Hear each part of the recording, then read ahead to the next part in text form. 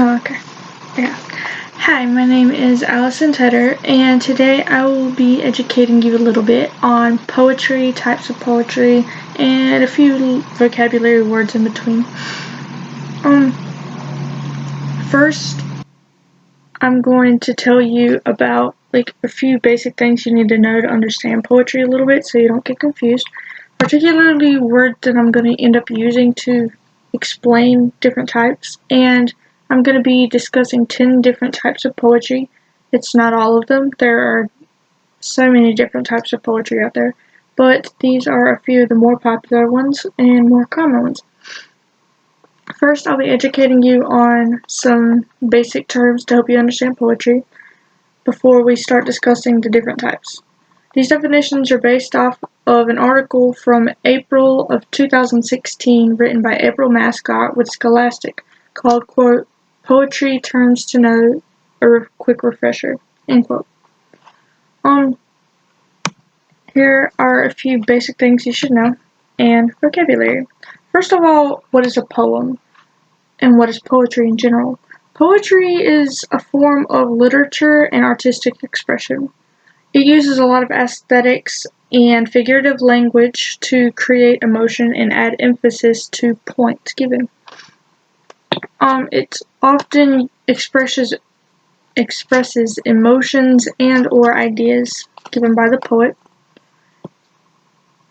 Different types of poetry have different rules and rhyme schemes set. Not all of them do, but many of them do. We'll go over the different rules for every type of poem that we go over. The next vocabulary word, if you will, is rhyme scheme, the pattern of rhyme at the end of the lines of a poem. Rhyme schemes are usually categorized by letters. Each letter represents an end sound in the last word of the line. So there's usually, I think one of the most common ones is A, B, A, B. That's a really common rhyme scheme in simple poetry. There's also A, B, C, A, things like that. And some poems don't have rhyme scheme at all, or rhyme at all. And in those cases, the rhyme scheme could be referred to as A, B, C, D, or however many lines that you have. Next is stanza. A stanza is basically a paragraph in terms of poetry. A verse is a line of poetry, and figurative language is language that doesn't mean exactly what it means. It shouldn't be taken literally. It's used to convey a bit more of a complicated meaning than what it literally says. So there's a lot of different types of figurative language, but I won't be using them, so I probably won't. I'm not going to go over the specific ones because there's so many different examples. Okay, now I'll inform you on just a few of the many types of poetry. To do this, I'll be using a few definitions and descriptions from an article written in 2018 by Rebecca Hussey from Book Riot called, quote, A Beginner Guide to Different Types of Poems, end quote. The first poem type that I'm going to go over with you, and just to let you know, I actually wrote a poem for every different type of poem that I'm giving you, and they go with most of the guidelines, if not all of them, to make sure that it's as traditional and as good an example as I could possibly give. I had to write it down, so you're not going to be able to read it well, but just it's good enough so that you can see it goes up with the different types. I'm going to be going over 10 different types of poetry. The first one that I'm going to be telling you about is called a limerick. A limerick is a 5-line poem, and it's written for humorous purposes. Usually it's 5 lines. Usually it has 2 long lines, 2 short lines, and then the last line is also long, and the last line serves as a punchline, if you will. So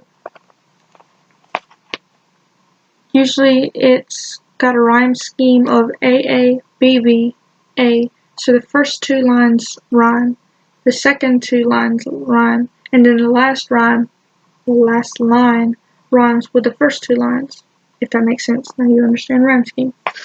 But here is my example poem. It has 1, 2, 3, 4, 5 lines.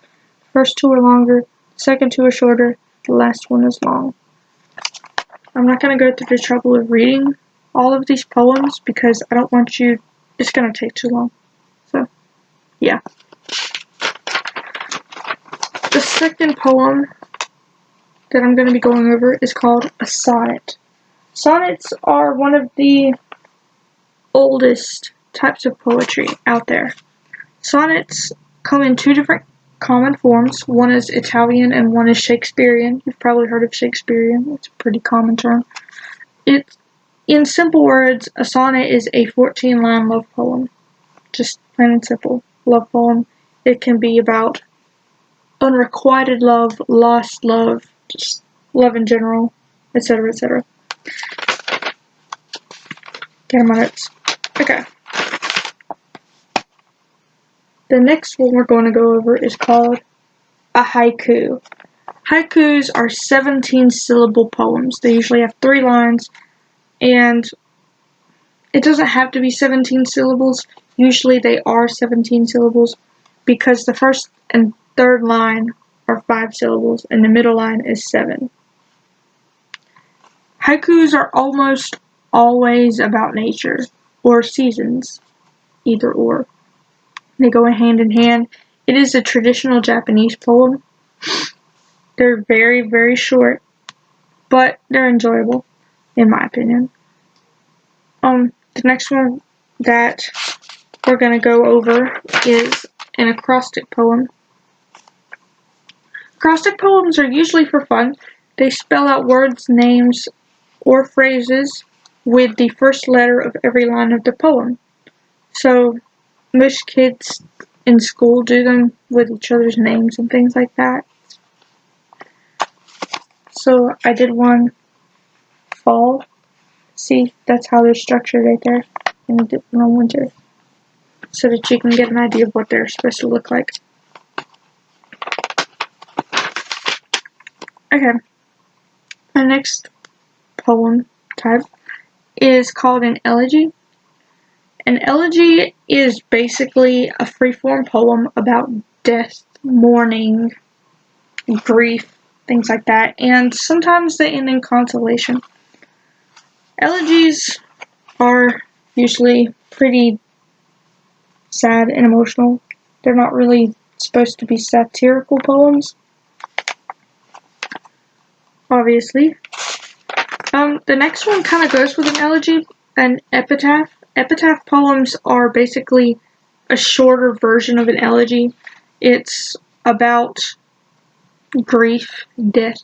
Usually, but not always, sometimes they are written in the form of the words you would see on a gravestone, like in memory of, that sort of thing. It doesn't have to be. It is a tribute to something or someone that has been lost by the writer or poet. It is called an epitaph. Okay.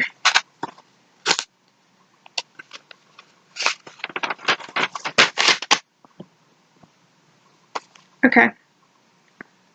The next poem that we're going to be going over is called a ballad. Ballads are usually expressed orally. They're based, when I say that, I mean that they are usually told verbally. They're not written down a whole lot. It tells a story. Usually, you don't have to write it with the traditional rules. If you do write it with traditional rules, or read one with traditional rules, it would be written in 4-line stanzas. It would have a rhyme scheme of either A, B, A, B, or A, B, C, B. However, it's a looser form of poetry. You don't have to write it that way. A ballad is a ballad. You're just telling a story here. As you can see, 4 lines. A, B. I wrote it down over here, the rhyme scheme. A, B, A, B. A, B, A, B.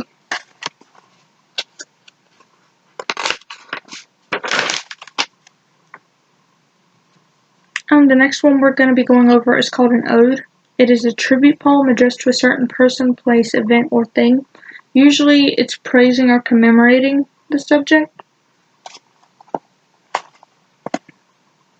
Nothing really special about it. It's a free verse. It doesn't have any rules other than the fact that it is addressed to a certain person or thing, and it's usually praising them. Our second to last poem is called a free verse poem. Just said that. Free verse poems don't have any set rules, no set rhyme scheme. It doesn't have to rhyme. You can do whatever you want. Basically, the only thing that you really need is to just put in some effort and you have a poem. And the last one that we're going to be going over is called a concrete or shape poem. Concrete and shape poems are poems that are written down in the shape of whatever the poem's about, or just anything, really. My example, I tried to make mine. It's not great, but you can see it's about growth. So I have like a tree stump right here, and then a sprout with a leaf. Well, anyways, that is the last poem that I'm going to tell you about today. Thank you very much for listening to my speech. Thank you for your consideration. I know this poem was a little bit longer than it needed to be, but I got carried away, and I wanted to make sure that you guys really understood what poetry was all about and the different types. If anyone has any questions, you can feel free to ask me. I did use 2 resources, which I mentioned earlier. I used Poetry Terms to Know, A Quick Refresher by April Mascott with Scholastic, April 2016.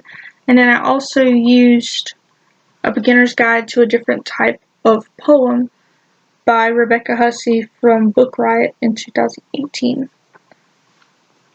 Thank you very much for listening. If anyone has any questions, again, you can let me know.